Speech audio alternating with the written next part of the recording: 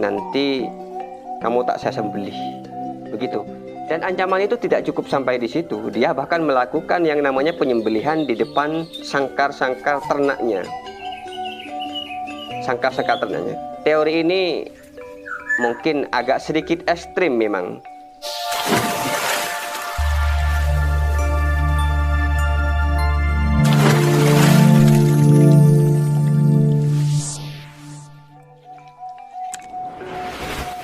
Assalamualaikum warahmatullahi wabarakatuh.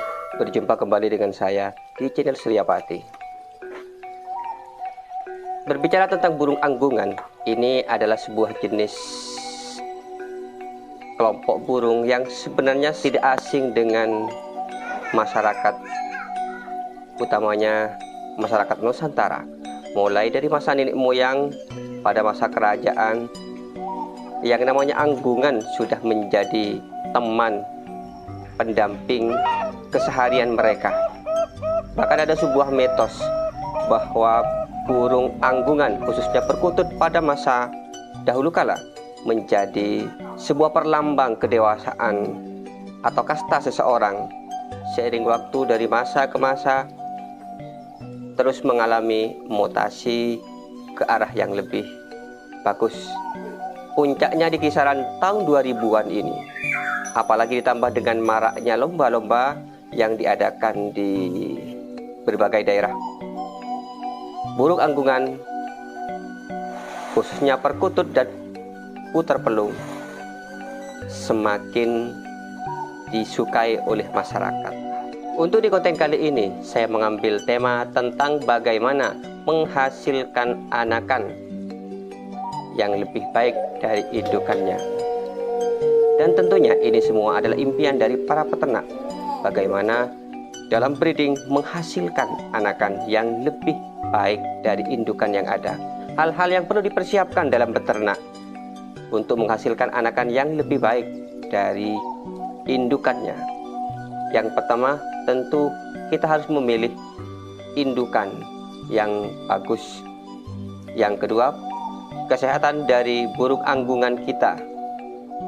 Yang ketiga, kita pastikan burung anggungan kita, khususnya burung puter pelung yang akan kita pasangkan, sudah benar-benar dalam keadaan birahi atau matang. Dari beberapa informasi yang saya berhasil rangkum, entah pengalaman sahabat-sahabat saya yang beternak lebih senior dari saya, juga dari artikel serta dari konten-konten para senior, itu menghasilkan sebuah rumusan. Untuk menghasilkan anakan yang lebih baik, kita harus perhatikan indukan jantan dan betina berdasarkan suara, karakter, serta terah dari burung yang akan kita ternak. Untuk menghasilkan sebuah anakan sesuai dengan impian, rumusan yang bisa kita pakai sebagai berikut. Untuk suara depan, antara jantan dengan betina sebenarnya memiliki pengaruh yang sama penting.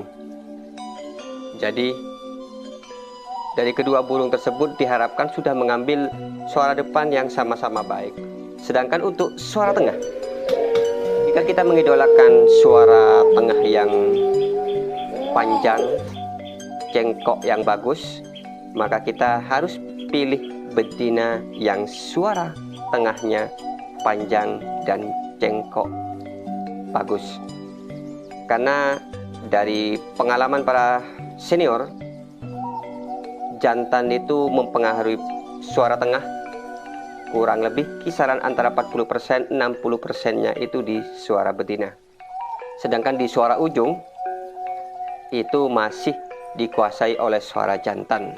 Jadi bersyukur kita yang memiliki suara jantan ujungnya tebal dan muntah, berarti kita sudah punya amunisi untuk menghasilkan anakan-anakan yang nantinya ujungnya tebal dan muntah. Adapun di karakter suara, itu perbandingannya terbalik. 30% itu di suara jantan. Jadi dasar suara itu yang kuat adalah suara betina. Volume suara banyak, anakan itu akan ikut ke jantannya. Jika nanti jantan suaranya besar atau suara medium, maka 70% akan ikut ke jantan, 30%-nya betina. Adapun karakter dan mental burung itu nanti lebih kepada jantan dengan perbandingan 70-30. Itulah tadi sekilas tentang perbandingan yang dapat kita jadikan tolak ukur untuk kita breeding ke depan, bagaimana bisa menghasilkan anakan-anakan yang lebih baik. Ada satu peternak yang cukup unik dalam pola beternak.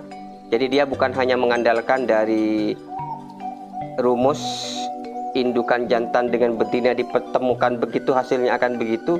Dia juga melakukan sebuah rangsangan kepada induk jantan dan betina. Sewaktu-waktu dia akan ngomong pada kedua pasangan, "Hei puter, kamu nanti harus menghasilkan anakan yang bagus." Dan dia mengancam kepada puter anggungannya, "Awas nanti kalau kamu tidak bisa menghasilkan anakan yang lebih bagus dari kamu, nanti kamu tak saya sembelih." Begitu. Dan ancaman itu tidak cukup sampai di situ. Dia bahkan melakukan yang namanya penyembelihan di depan sangkar-sangkar ternaknya. Sangkar-sangkar ternaknya. Teori ini mungkin agak sedikit ekstrim memang. Dalam mitos memang saya pernah mendengar bahwa teori seperti itu memang top juga. Entah itu kebetulan atau memang itu nyata, anakan dari puter pelung si pelaku ini saya ajungin jempol. Saya cukupkan sampai di sini pembahasan saya untuk gambaran bagaimana kita bisa menghasilkan anakan yang baik dari kandang-kandang kita.